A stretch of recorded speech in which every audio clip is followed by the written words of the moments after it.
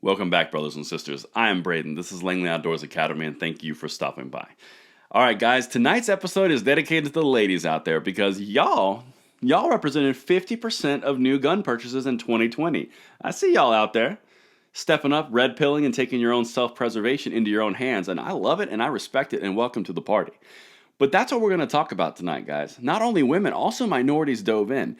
There's some new data out that is going to give the gun controllers nightmares, and it's going to cause them to completely change their strategies going forward, because this right here is how you are impacting and you are winning as an American. It doesn't matter what they say, it doesn't matter what they call you. Every single day in and day out, you taking advantage of your rights are leading to these outcomes. And if you're one of the new people, welcome to the party. Freedom tastes delicious. I've got everything linked in the description box below, and I want to know what you guys think on this. And if you're new, I'd love to have you subscribe. I hope to earn it every time we do a video, and love to see you back here on the cutting edge of the Second Amendment with us. But with that said, let's get into this article. So here is what we are looking at tonight.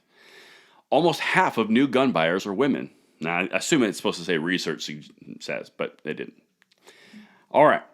Nearly half of all new U.S. gun buyers since the start of 2019 were women, according to new data.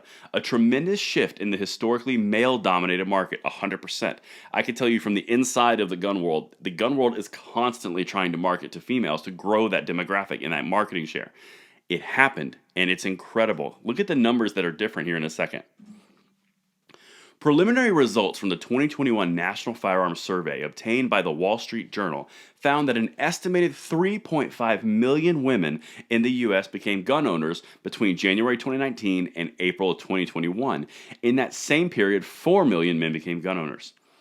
Women picked up guns at the same rate that men did, okay? Keep that ratio in mind. Past surveys have found about 10 to 20% of gun owners were women.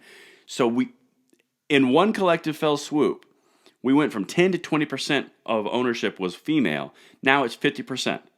That is off the charts, and that is terrible for the gun controllers, because females, they view them as a key voting demographic. On the Democratic side, they view females and minorities as key demographic blocks. Remember what we always talk about on this channel? It's all about the collective. It's all about voter blocks and demo blocks.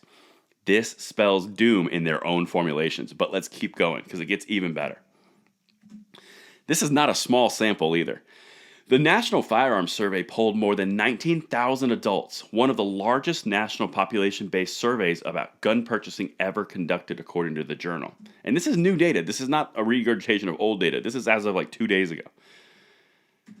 The survey, designed by Deborah Azriel and Matthew Miller, also found that new gun buyers were more racially diverse than previous owners who purchased additional firearms.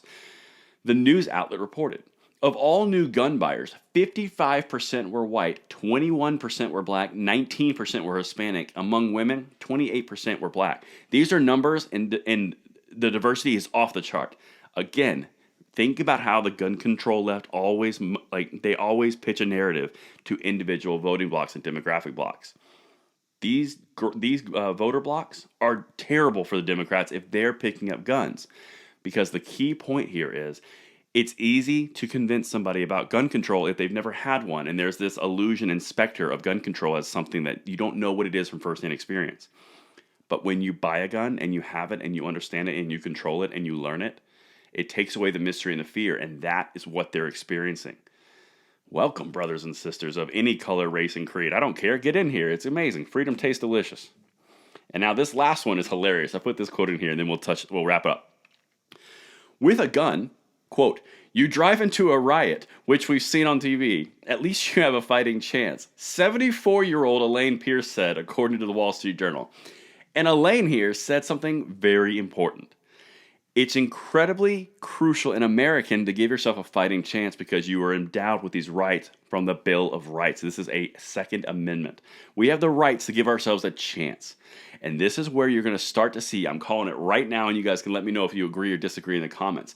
They are going to start, the gun control left, they're going to start going away from the angle of gun control bad on a generic level, and they're going to start to focus on it makes a home dangerous and accidents can happen, and these accidents are more likely to happen and percentages increase over time when guns are present. If someone is attacked, the gun makes it even more dangerous because it was there. I promise that's going to be the next line of attack because they can't refute these numbers. Let me know what you guys think of this. Hopefully it's some celebratory opinions as well as I have, and I will see you tomorrow morning on the Bullet Points episode. Until then, I'm Braden. Have a great night.